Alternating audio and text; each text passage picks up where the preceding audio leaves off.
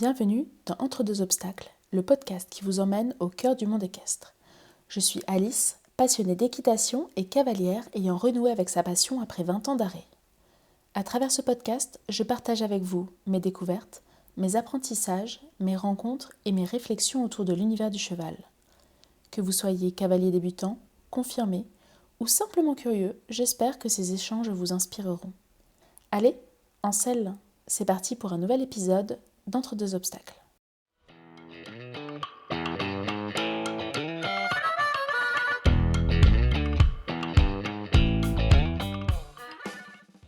Bonjour à toutes et à tous et bienvenue dans ce nouvel épisode d'Entre deux obstacles, le podcast où l'on explore le monde équestre à travers ceux qui le font vivre.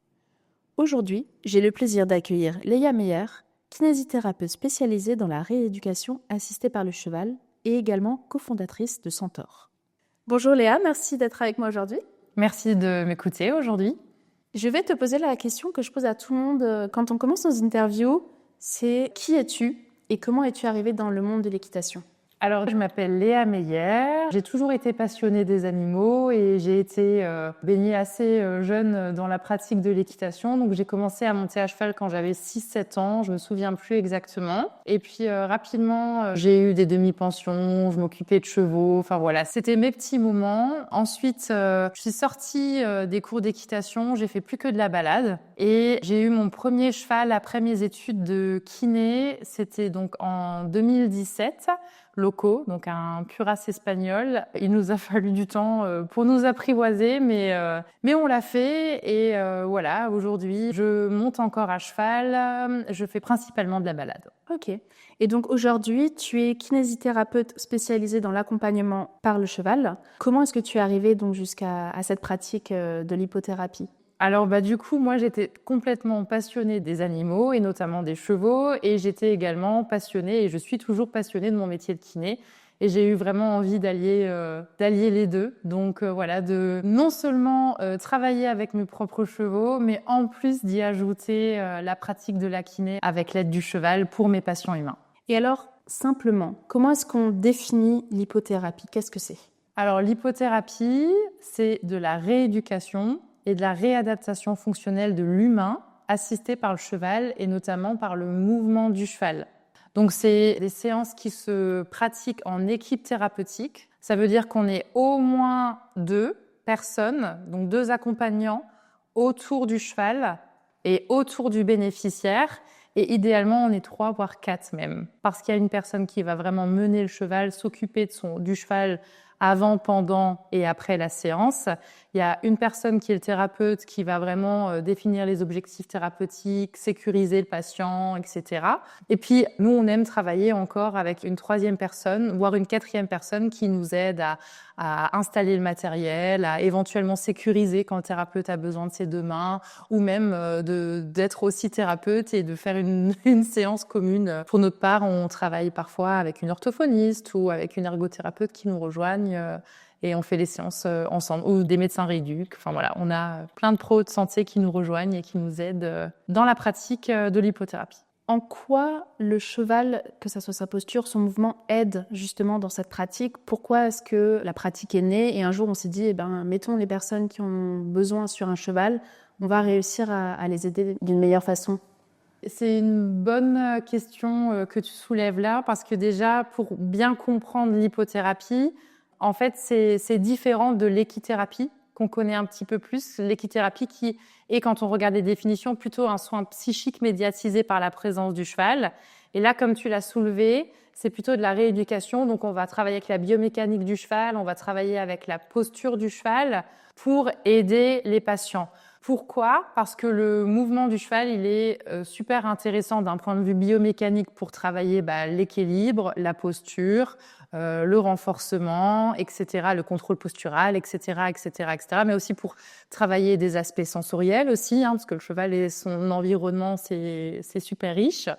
Et ce qui est très intéressant, c'est que le mouvement du pas du cheval, donc au niveau du bassin, il est similaire au mouvement du bassin de l'humain lors de la marche. Voilà, donc on peut vraiment travailler, des mouvements homologues, donc des mouvements qui se ressemblent. Super intéressant. On l'imagine pas du tout quand on le voit, qu'il y a cette similitude entre l'humain et le cheval au niveau du mouvement. Et pourtant, quand on est à cheval, on peut vraiment ressentir les mouvements du bassin vers l'avant, vers l'arrière, sur les côtés, en rotation, tout ça. Si on y prête attention, on peut vraiment le ressentir. Ok, je ferai attention à ma prochaine séance alors. Et quel type de pathologie ou de problématique est-ce que tu accompagnes le plus? Personnellement, j'accompagne principalement des enfants qui ont au minimum 2 ans et qui sont atteints de troubles neurologiques. J'ai énormément d'enfants atteints de paralysie cérébrale, de troubles neurogénétiques, comme par exemple la trisomie 21 ou d'autres maladies génétiques rares ou pas. Sinon, pour ma part, j'accompagne également des enfants atteints de troubles respiratoires, comme par exemple la mucoviscidose, parce que du coup, le cheval est super intéressant pour travailler la respiration à cheval, de par ses mouvements, mais aussi de par les mouvements que ça induit sur la cage thoracique, pour venir bouger éventuellement les sécrétions présentes ou venir travailler dans toutes les directions au niveau des poumons. Donc c'est super intéressant.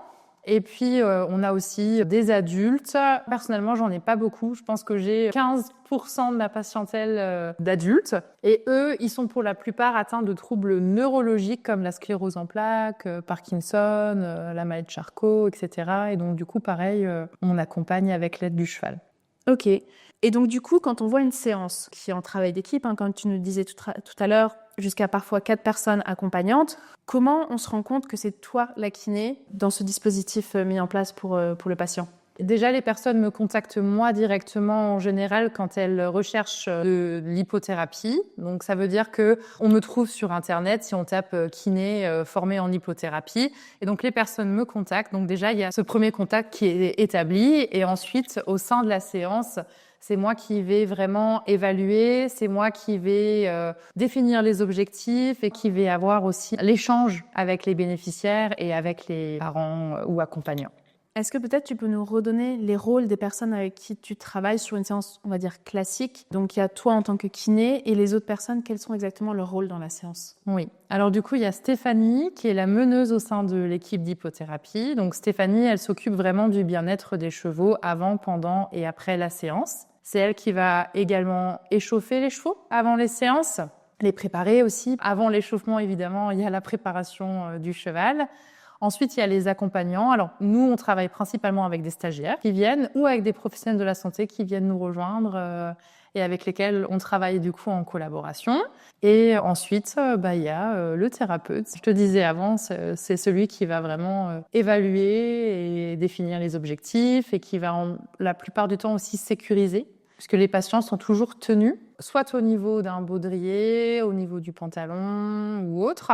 Et cette tenue permet aussi de réajuster le bassin, de venir travailler le bassin dans différents mouvements, de venir vraiment chercher certains mouvements en fonction des besoins souhaités. Et comment est-ce qu'on devient hypothérapeute? Est-ce qu'on fait une formation de kiné classique avec après une spécialisation? Est-ce que c'est dès le départ qu'il y a cette spécialisation? Comment est-ce qu'on arrive dans cette spécialisation? Alors déjà, ce terme hypothérapeute, personnellement, je ne l'utilise pas parce qu'il sous-entend que n'importe qui peut devenir hypothérapeute. Alors que, selon moi, on est à la base professionnel de la santé, dans le milieu de la rééducation, donc on est kiné, ergo, psychomotricien, orthophoniste, médecin rééducateur, etc. Et on va avoir le cheval comme modalité d'intervention dans sa pratique. Donc, on va être formé ou spécialisé en hypothérapie en fonction de la formation qu'on a eue. Donc, c'est des formations, en fait, qui sont complémentaires à notre métier initial. Et oui, une formation est indispensable pour pouvoir pratiquer, du coup, l'hypothérapie. Et donc, tu nous disais tout à l'heure que plusieurs corps de métiers médicaux peuvent se retrouver au sein de l'hypothérapie. Mais est-ce que chaque spécialité va travailler de la même façon et va arriver à l'accompagnement assisté par le cheval de la même façon ou pas du tout? Alors, c'est justement la grande force de l'hypothérapie, c'est que en fonction de ton bagage initial, quand tu es ergothérapeute ou quand tu es psychomotricien, tu vas pas faire la même chose. Quand tu es kiné-orthophoniste, tu vas pas faire la même chose. Et c'est ça qui est justement une richesse, c'est que en fonction de tes compétences initiales, tu vas pouvoir vraiment développer quelque chose de différent avec le bénéficiaire. Mais pour autant, il y a quand même des notions à connaître qui sont indispensables, notamment en termes de sécurité, de biomécanique et en termes aussi de bilan. Alors les bilans sont pas les mêmes en fonction de différentes professions, mais il y a quand même des axes à regarder absolument avant de pouvoir mettre à cheval, peu importe la profession. Est-ce que tu peux peut-être nous donner un exemple concret d'exercice que toi, en tant que kiné, tu vas pouvoir faire à tes patients? Oui, alors il y en a plein. Alors du coup, moi j'aime énormément travailler les réactions d'équilibration. Donc par exemple, la personne elle est à cheval et puis on va s'arrêter, reprendre avec le mouvement du cheval, s'arrêter, reprendre, ce qui va créer vraiment des adaptations où la personne va devoir à chaque fois se réguler pour ne pas basculer trop vers l'arrière ou trop basculer vers l'avant. Donc ça permet vraiment de travailler les réactions d'équilibration et puis du coup l'équilibre aussi, hein. Voilà, ça c'est vraiment des exercices tout simples qu'on peut proposer. Comment est-ce qu'on articule une séance entre le côté kiné classique, on va dire qu'on connaît sans être en kiné assisté par le cheval, et le côté interaction avec le cheval qui vient s'ajouter à cette séance de kiné? Alors oui et non. Il y en a qui se ressemblent, il y en a qu'on va adapter avec le mouvement du cheval, mais il y a aussi des exercices qui sont très spécifiques à la pratique de l'hypothérapie. Et là encore, c'est pour ça que c'est très important de se former, parce que on travaille pas le bassin de la même manière quand on est à cheval que quand on est sur une table classique de massage en rééducation, quoi. Donc là, on a parlé un peu des techniques, des exercices. Maintenant, parlons chevaux. Comment est-ce qu'on choisit le cheval ou les chevaux avec lesquels on va travailler sur ces séances? C'est une superbe question, j'aime beaucoup. Alors du coup, déjà, il n'y a pas de cheval idéal. Voilà, chaque cheval a ses prédominances fonctionnelles, a ses particularités, et tout ça, ça peut être intéressant en fait au sein de la séance. Alors, il faut quand même un cheval qui soit sain, qui soit quand même un minimum équilibré, qui soit un minimum calme. Ça, c'est clair. Maintenant, nous, par exemple, on aime vraiment travailler avec des chevaux curieux. On ne cherche pas toujours une locomotion tridimensionnelle idéale, parce qu'en fait, le mouvement du cheval, il est tridimensionnel, c'est-à-dire qu'il bouge dans 3 dimensions. On ne cherche pas un mouvement idéal, on cherche parfois des chevaux qui ont plus de bascules sur les côtés, ou alors on va chercher un cheval qui a plus de mouvement en avant, en arrière, on va chercher un cheval qui a plus de rotation. En fait, c'est comme nous, on est droitier, on est gaucher, et ben les chevaux, c'est exactement pareil. Ils peuvent avoir des fonctionnements plus en rotation, plus en flexion, voilà. Et ça s'observe et en fonction, on peut choisir. Et du coup, on sait que derrière, on va pouvoir travailler avec cette biomécanique-là avec nos patients.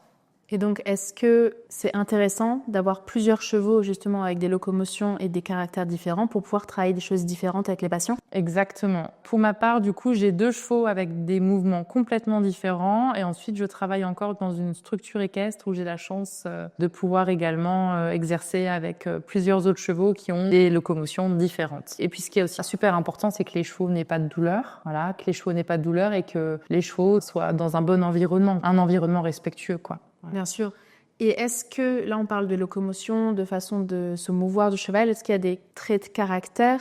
On disait tout à l'heure un cheval calme, mais est-ce qu'il y a des traits de caractère qui sont plus intéressants, qu'on va plus rechercher chez un cheval médiateur ou pas du tout? Moi, comme je te disais, j'adore travailler avec des chevaux curieux parce que du coup, chaque interaction, on peut venir communiquer, on peut venir vraiment échanger sur ce que le cheval vient de faire. Ah là, il a été intrigué par ci, par ça, et puis du coup, ça peut amener l'enfant à parler quand il a des difficultés aussi, ou à s'interroger, à réfléchir, et ça peut être très intéressant. Sinon, des chevaux qui montrent leurs signaux d'inconfort, ça je trouve que c'est aussi une grande force parce que du coup on peut tout de suite réagir et adapter. Qu'un cheval qui prend toujours sur lui quand il est pas bien, c'est compliqué parce qu'on peut pas toujours voir et réagir en fonction de ses besoins, alors qu'un cheval qui va tout de suite montrer ah là c'était cet exercice-là, j'étais pas confortable, et qui va le montrer, nous derrière on peut adapter et on peut modifier la position de l'enfant sur le cheval ou éventuellement ne plus reproduire le même exercice et modifier l'exercice de base. Et comment est-ce qu'on forme les chevaux avec lesquels on travaille? Est-ce qu'il y a un débourrage entre guillemets spécifique? Est-ce que un cheval qui a fait un parcours plus classique peut devenir un cheval médiateur et accompagner les patients? Comment est-ce qu'on forme les montures? Alors, c'est assez long comme travail. Il n'y a pas de protocole prédéfini. Là encore, on s'adapte à chaque cheval, à chaque caractère, à chaque locomotion, etc. Et en fait, on va vraiment travailler étape par étape sur déjà ses mouvements. notamment par exemple l'arrêt au carré au niveau du montoir. On va travailler sur des accélérations, des décélérations avec le cheval, des arrêts, départ, des variations d'allure aussi, trotter, repartir, repasser au pas sans monter trop en pression, etc. Voilà, chercher déjà en termes de mouvement à éduquer, à habituer. Et après, évidemment, il y a un long travail à faire d'habituation au matériel, à l'environnement, au fauteuil roulant, aux déambulateurs qui vont être amenés à être au sein de la séance, etc., etc., etc. Voilà. On sait que les chevaux sont très réceptifs au niveau des émotions. Quand que le cavalier soit valide, non valide, on sent tout de suite quand l'état d'esprit du cavalier n'est pas forcément là que le cheval le ressent. Comment, dans ces situations d'accompagnement, on protège le cheval et on fait attention au bien-être du cheval pour être sûr que lui aussi, malgré le fait qu'il accompagne parfois des personnes avec des problèmes lourds, qu'à la fin de la séance, il se sente bien lui aussi? Comme tu dis, ouais, les chevaux sont miroirs de nos émotions. Donc en fait, ils ressentent tout. Ça, c'est une évidence. Et nous, souvent, quand on sent que le bénéficiaire n'est pas bien, on va venir interroger et peut-être modifier le choix initial de la séance, pas forcément faire de mise à cheval aussi, quand on sent que l'enfant ou l'adulte n'est pas en capacité ce jour-là, parce que oui, l'hypothérapie, c'est de la rééducation et de la réadaptation fonctionnelle de l'humain, mais on néglige pas les aspects psychologiques. On peut pas libérer le corps si on n'a pas libéré l'esprit, entre guillemets. Les deux sont étroitement liés et l'un ne va pas sans l'autre. Si maintenant, admettons, on a une séance un petit peu difficile avec un cheval, comme tu le suggérais avant, on va chercher vraiment à ce que le cheval puisse après se détendre après la séance. On va chercher à ce qu'il puisse se rouler, à ce qu'il puisse manger, à ce qu'il puisse faire quelque chose qui lui amène de nouveau un certain confort. Et surtout, on va respecter un temps de travail aussi avec le cheval. On va pas faire 4 heures d'affilée avec le même cheval. Pour notre part, on travaille à peu près 2 heures par après-midi par cheval et souvent pas de manière consécutive.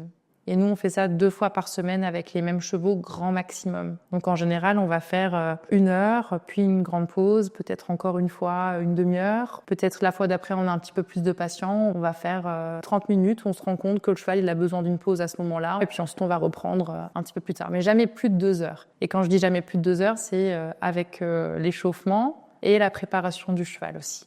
Est-ce que dans les chevaux avec lesquels tu as eu la chance de travailler, il y en a un qui t'a marqué par sa capacité à ressentir et vraiment aider les patients? Est-ce qu'il y a un cheval, c'est ton cheval star ou un cheval avec lequel tu as ressenti que il était fait pour ça et il aimait faire ça? Du coup, j'ai très envie de parler, avant de répondre à cette question, du déclic qui m'a amenée à l'hypothérapie. J'étais à un stade de ma vie où je m'entendais bien avec certains patients et puis je parlais de mes chevaux et puis j'avais notamment une patiente atteinte de sclérose en plaques à l'époque et puis on parlait toujours de mon cheval, je lui montrais des photos. Puis un jour, je lui ai dit mais viens le voir. Et en fait, elle est venue avec son fauteuil et puis ça faisait des mois que je galérais à la lever. Puis elle s'approche du cheval avec son fauteuil et puis je lui mets un verticalisateur devant elle et puis là, elle met les mains et elle se lève et elle touche le cheval. Et puis je me suis dit, ok, là, il y a quelque chose à faire. Et à ce moment-là, je me suis dit, est-ce que je vais réussir à proposer de la kiné de l'humain avec l'aide du cheval, avec mon propre cheval, donc Loco? Et ça a été un long travail, encore une fois. Ça a été un travail de préparation qui s'est fait aussi étape par étape. Et oui, aujourd'hui, je peux dire que Loco, c'est le cheval qui m'a amené vers la pratique. Et c'est vraiment un cheval qui maintenant connaît son travail, sait ce qu'on attend de lui, qui montre dès qu'il y a quelque chose qui lui convient ou qui ne lui convient pas. Et tout est très fluide avec lui, tout est toujours très évident et ça simplifie vachement les choses au sein de la séance. Et on parlait du bien-être du cheval. Comment est-ce que, dès la préparation, on se rend compte que le cheval n'est pas dans le bon état d'esprit pour accompagner sur une séance et qu'il faut changer de monture ou changer d'exercice? Alors déjà, nos chevaux vivent dehors. En général, ils viennent toujours à nous quand on arrive. Quand le cheval reste au fond du parc et qu'il n'a pas très envie de venir, on peut déjà se poser la question, aujourd'hui, peut-être que ce cheval-là, on va le laisser au parc ou alors on va adapter la séance. Donc déjà ça peut être des signes. Et puis il y a des chevaux et des bénéficiaires avec qui ça passe très très bien ensemble. Et il y en a d'autres avec qui ça passe pas trop. Par exemple, il y a des chevaux qui aiment être caressés, qui aiment être touchés, voilà, qui aiment être gratouillés. Il y en a d'autres qui ont plus de difficultés avec ça, qui n'aiment pas spécialement ça. Et tout ça, c'est des critères à prendre en compte avant le début de la séance pour pouvoir adapter et choisir en fonction aussi des préférences des chevaux, pour qu'ils le vivent le plus sereinement possible. Donc en fait, si je comprends bien, quand tu prépares une séance, tu vas penser à la personne, mais également au cheval qui va correspondre pour la séance que tu souhaites mettre en place et les besoins de la personne qu'il y aura aussi. Exactement, c'est super important.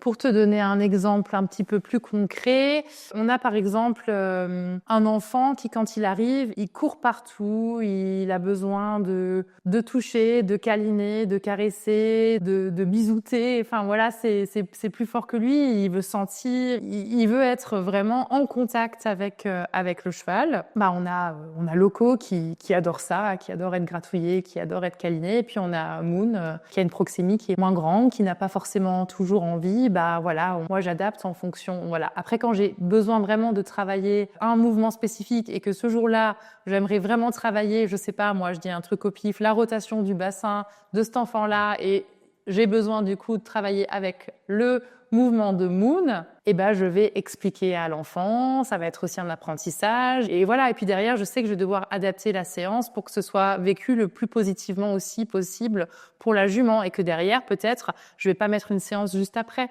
Je vais la laisser se coucher, se rouler, manger, et puis je reprendrai un peu plus tard dans l'après-midi avec cette jument-là pour qu'elle le vive le plus sereinement possible, quoi. Ok. Et pour revenir peut-être sur le public qui est accompagné, donc on parlait tout à l'heure des différentes typologies de personnes qui sont accompagnées. Au niveau des bénéfices que les personnes ressentent après une séance, une ou plusieurs, en fonction des besoins, quels sont les bénéfices les plus fréquents, ce que tu vas le voir le plus souvent? Est-ce qu'on est plutôt sur des bénéfices moteurs, sensoriels, émotionnels, physiques purs? Alors, il n'y a pas de généralité. Ça dépend encore une fois vraiment des objectifs de base. Mais là, tu parles de moteur, de sensoriel.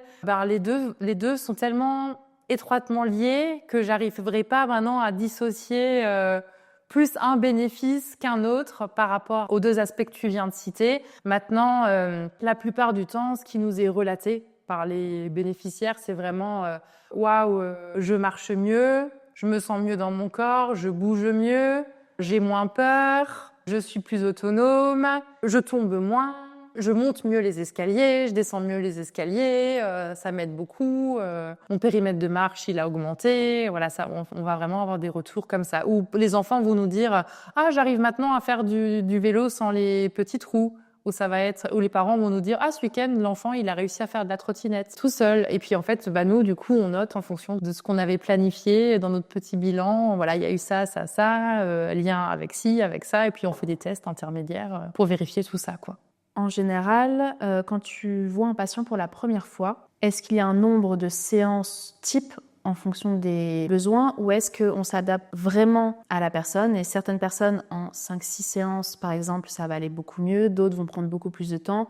Comment est-ce qu'on sait quand on fait le bilan dès le départ, entre guillemets, combien de temps ça va prendre d'aider vraiment les personnes ? En fait, ça dépend vraiment de la personne. Il y a des personnes où on pense que ça va être adapté et puis finalement, on se rend compte qu'il n'y a pas vraiment d'amélioration, donc on va arrêter. Il y a des personnes qui viennent pour des troubles assez classiques, comme par exemple des lombalgies, des douleurs au niveau du dos. Parfois, en 4-5 séances, ça peut déjà aller mieux. Maintenant, pour la plupart du temps, on accompagne quand même des pathologies lourdes avec des troubles neurologiques. Donc, c'est par la répétition qu'on va venir aider. Donc, il n'y a pas de secret. C'est un certain nombre de séances. Là, il y a des patients qu'on voit depuis 5-6 ans. Et est-ce qu'il y a un patient qui t'a vraiment marqué par rapport à l'évolution qu'il a pu avoir entre le début du travail avec lui et le moment où il a fini les séances avec toi ? Est-ce que il y a un patient qui tu t'es dit waouh, mon travail entre guillemets il sert vraiment à quelque chose, j'ai vraiment pu l'aider dans sa guérison ? Il y en a plusieurs. Il y en a deux, je dirais. J'ai envie de parler rapidement de deux patients. Il y a un enfant polyhandicapé. Au début de la prise en charge, on nous disait cet enfant, il ne se lèvera jamais, il ne marchera jamais. Et la pratique avec le cheval plus la prise en charge pluriprofessionnelle, c'est pas que l'hypothérapie qui a aidé, c'est vraiment tous les professionnels de la santé qui ont accompagné cet enfant-là, ont permis de réussir à créer au niveau de son cerveau des choses qui se sont remodelées. Voilà, il y a eu des choses qui ont été stimulées et qui ont permis en fait qu'il puisse rebouger ses jambes. Et aujourd'hui, il va pouvoir remarcher avec un exosquelette. C'est une énorme avancée. Voilà, ça nous fait très plaisir de savoir que cet enfant-là, il a progressé. Et puis, il y a aussi une autre patiente qui est atteinte de sclérose en plaques, qui a une trentaine d'années. Elle avait vraiment le souhait de monter à cheval. Et ça a été un long travail, plus de 6 mois avant qu'on puisse faire la première mise à cheval. Mais on a réussi, voilà, à décomposer chaque mouvement, à travailler déjà, à renforcer d'abord. Et puis, on a fini par réussir à la mettre à cheval. Donc, au départ, on travaillait à côté du cheval, pas sur le cheval. Parce que les séances d'hypothérapie, parfois, sont amenées à être à côté du cheval aussi. Il y a beaucoup qui peut être fait à côté. Maintenant, ça fait plusieurs années que tu pratiques la kiné accompagnée par le cheval. Est-ce qu'il y a des choses, que ce soit par rapport aux chevaux, par rapport aux patients, par rapport aux résultats, qui t'étonnent encore? Cet effet-là, on l'a souvent en fait encore un peu à chaque fois en fait. On se dit waouh, il a réussi à se baisser pour faire tel et tel mouvement. Waouh, il a été d'accord de toucher le ventre du cheval. Waouh, il a réussi à faire 5 mètres sans aide lors de la marche. Tout ça, en fait, c'est des accomplissements qui nous étonnent au quotidien. Oui. Et comment est-ce qu'on met des objectifs réalistes par rapport aux séances? Je suppose que tu commences par un bilan à chaque fois de la personne. Et comment on se dit, cette personne avec cette pathologie, d'ici 3-4 séances, il va pouvoir faire tel exercice qu'il ne peut pas encore faire, par exemple? Ou comment est-ce qu'on met des objectifs et comment est-ce qu'on les atteint? Déjà, oui, comme tu disais, on fait un gros bilan de départ. Parfois plusieurs petits bilans quand la fatigabilité de l'enfant elle est trop importante ou de l'adulte elle est trop importante. On est amené à faire sur plusieurs séances nos bilans et on va réévaluer aussi régulièrement. Et souvent, en fait, il y a un gros objectif. Donc ça va être par exemple monter les escaliers, voilà, un gros objectif. Et puis nous, en fait, on va travailler plein de petits sous-objectifs pour venir ensuite terminer par travailler le gros objectif. Donc ça va être par exemple fléchir les jambes, ça va être travailler l'appui des mains pour se tenir par exemple, ça va être travailler la mobilité du bassin pour venir lever les jambes par la suite pour monter les escaliers, etc., etc. Ok, oui, c'est vrai que quand on arrive et qu'on peut faire un mouvement, on ne se rend pas compte en fait, de toute la décomposition nécessaire pour y arriver. Donc, on a parlé des patients, on a parlé du rôle du cheval. On va peut-être maintenant parler un peu des défis du métier et notamment, en ce moment, quels sont les grands défis de l'hypothérapie? J'en ai déjà un petit peu parlé avant, mais selon moi, l'hypothérapie devrait être un petit peu plus réglementée. On devrait vraiment mettre au point la chose suivante, c'est que l'hypothérapie ne s'improvise pas. Elle devrait être pratiquée par des professionnels de la santé issus du milieu de la rééducation. Parce qu'encore une fois, la rééducation, ça ne s'improvise pas. C'est des années d'études avant. On n'étire pas un patient sans connaître parfaitement des notions fondamentales qu'on a apprises lors de nos études. On ne va pas travailler sur des chaînes musculaires sans connaître les muscles parfaitement, etc., etc. Selon moi, des évidences. Maintenant, ça ne l'est pas forcément parce que je pense que c'est un métier c'est une pratique, c'est pas un métier, c'est une pratique qui plaît. Et moi, j'ai pas envie, mon grand défi, c'est de dire, il y aura jamais de métier d'hypothérapeute, mais toujours des spécialisations en hypothérapie. Que ça reste vraiment propre aux compétences du professionnel de la santé. Et quelles sont les idées reçues que tu souhaiterais aujourd'hui complètement casser? Alors, l'hypothérapie, c'est pas de l'équitation. Déjà, on n'apprend pas à monter à cheval et l'hypothérapie, c'est pas la même chose que de l'équithérapie. Les deux sont complémentaires, mais c'est pas la même chose. L'équithérapie, c'est plutôt un soin psychique médiatisé par la présence du cheval. L'hypothérapie, on est vraiment dans de la rééducation et de la réadaptation fonctionnelle. C'est moteur et sensoriel, ça c'est évident, mais on n'est pas dans les mêmes définitions, dans les mêmes objectifs, ni même dans le même fonctionnement. En hypothérapie, c'est en équipe thérapeutique. En équithérapie, c'est pas forcément en équipe thérapeutique. Donc voilà, ça c'est un petit peu des idées reçues que j'avais envie d'évoquer aujourd'hui. Et est-ce qu'il y a des limites à la pratique? Est-ce qu'il y a des situations où l'hypothérapie n'est pas la solution et malgré l'accompagnement de plusieurs personnes et de la monture, on n'arrivera pas à aider le patient comme il le faudrait? Voilà, est-ce qu'il y a des moments où, même si on souhaiterait passer par l'hypothérapie, ça n'aidera pas du tout? Ouais, alors en fait, en hypothérapie, les bénéficiaires devraient être en capacité de recevoir le mouvement du cheval et pas de le subir. Et il y a des patients qui n'ont pas assez de contrôle de tête et de tronc et qui du coup, en fait, sont pas en capacité de tenir assis sur le cheval et vont toujours tomber. Donc en fait, ils vont pas recevoir le mouvement du cheval. Et donc là, c'est contre-productif. C'est pas les objectifs forcément de l'hypothérapie. Ou voilà, il y a des raisons médicales qui font que l'hypothérapie n'est pas toujours adaptée. Le patient peut être aussi trop agressif, par exemple, ou ça peut être dangereux pour le cheval. Dans ces cas-là, par exemple, c'est une limite. Tout ce qui est médical, je ne vais pas citer toutes les raisons parce que sinon on va prendre une heure, mais il y a aussi le frein en termes de budget, puisque du coup l'hypothérapie n'est pas remboursée par la sécurité sociale, donc ça a quand même un coût. Il y a des prises en charge aujourd'hui, mais elles ne sont pas toujours accordées. Voilà, donc ça, il faut le savoir. Il y a des limites au niveau de la météo, il y a des limites au niveau des blessures des chevaux.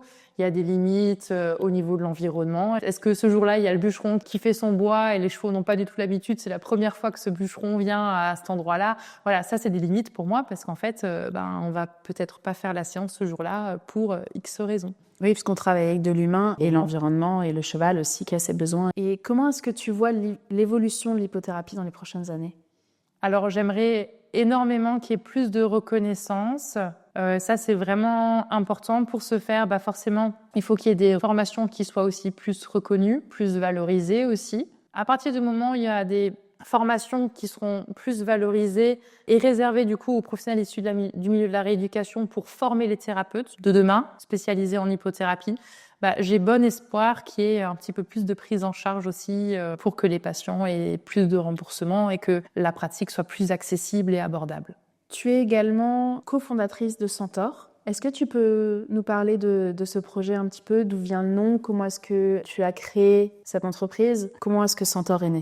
Alors Centaure, c'est l'histoire de deux personnes, voilà. Donc c'est Lisa Cupé, qui est une amie et une collègue, qui est éthologue pour les chevaux, comportementaliste équin et passionnée aussi des chevaux. Et moi-même, donc du coup kiné, praticienne en hypothérapie. Et donc on est toutes les deux formatrices et on a toujours eu envie, d'innover, d'explorer différemment, de créer un lieu, un organisme de formation où chacun puisse piocher en fait ce dont il a besoin en fonction de ses compétences initiales. Donc il y a vraiment un pôle équin et un pôle humain. Dans le pôle équin, il y a des formations accessibles à des cavaliers, des passionnés, des curieux qui aiment les chevaux ou qui souhaitent s'y connaître avec les chevaux. Donc des formations dans les premiers secours du cheval, dans l'éducation du cheval, dans la locomotion du cheval, des formations aussi dans la posture, aider avec le cheval pour des cavaliers, tout simplement, voilà. Et il y a des formations dans le pôle humain, donc plus en lien avec la médiation équine, où il y a des formations en hypothérapie, pareil des formations en posture assistées par le cheval réservées à des professionnels ou à des particuliers. Voilà, c'est principalement ça. Après, il y a des formations, mais aussi des webinaires, du coup. On donne aussi des formations sous forme de webinaires d'1h30 pour venir apprendre, explorer et s'initier à certaines thématiques. Centaure, c'est quoi? C'est les sens, donc les sens qui sont décuplés avec l'aide du cheval, et le centaure comme l'emblème de la mythologie, l'homme-cheval, donc la fusion homme-cheval. Et il y a une chouette aussi sur notre logo pour l'envol, voilà, ce symbole de liberté et d'envol pour aller chercher plus loin. Donc voilà, Centaure se veut scientifique, rigoureux et bienveillant et formateur. Ok, et quels sont les projets à court et moyen terme? Donc, tu nous parles des formations. Comment est-ce qu'on peut s'inscrire? Voilà, comment est-ce que vous voyez l'évolution de Centaure? Alors déjà, nous sommes récemment certifiés Calliope, donc ça va nous permettre de faire des demandes pour avoir plus de prise en charge pour nos formations. Ça, c'est déjà un premier point que j'avais envie d'aborder. Et quant au projet, il y a plein de formations, plein de thématiques là qui vont paraître. Il y a notamment notre formation des premiers secours du cheval. Celle-là, elle va arriver là en 2026 et elle est très attendue. Et puis on a bon espoir pour que notre formation en hippothérapie soit aussi reconnue auprès de France Compétences pour enfin avoir une reconnaissance de spécificité liée à la pratique réservée du coup aux professionnels issus du milieu de la rééducation. Voilà, ça c'est nos deux gros projets. Et puis aussi former à l'éducation du cheval. Ça c'est très très important. L'éducation du cheval pour tout professionnel ou particulier qui souhaite travailler correctement et dans le bon sens avec son cheval. Donc si je comprends bien, quel que soit notre parcours, qu'on soit cavalier ou professionnel de la santé déjà, certaines formations seront accessibles en fonction soit aux uns, soit aux autres, soit à tout le monde. C'est bien ça? C'est ça, c'est adapté en fonction des niveaux, en fonction des compétences initiales et en fonction des besoins. Et ce sont des formations qui sont à distance ou bien est-ce qu'elles se font sur place? Alors, il y a des formations qui se font à distance, donc en ligne, et il y a des formations qui se font en présentiel. Il y a les deux. Eh ben, écoute Léa, merci beaucoup pour cet échange très passionnant aujourd'hui. Tu nous as ouvert les portes de l'hippothérapie. Moi, personnellement, je connaissais pas beaucoup, donc c'est vraiment très, très intéressant d'avoir eu cet échange avec toi. On met vraiment le cheval au cœur de la santé et ça devient notre partenaire pour aller mieux. Pour tous ceux qui souhaitent en savoir plus sur ta pratique de la kiné assistée par le cheval, vous trouverez dans la description de l'épisode le lien vers les réseaux sociaux de Léa. Et pour tous ceux qui seraient intéressés par les formations de Centaure, il y aura également toutes les informations dans la description. Merci beaucoup. Merci beaucoup Alice, c'était un plaisir.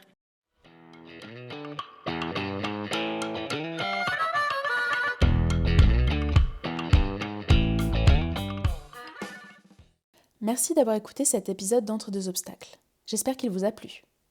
Pour réagir, posez vos questions ou simplement échanger, retrouvez-moi sur Instagram sous le nom Entre deux obstacles. Le podcast revient rapidement avec de nouvelles voix, de nouvelles histoires et toujours cette même passion pour les chevaux.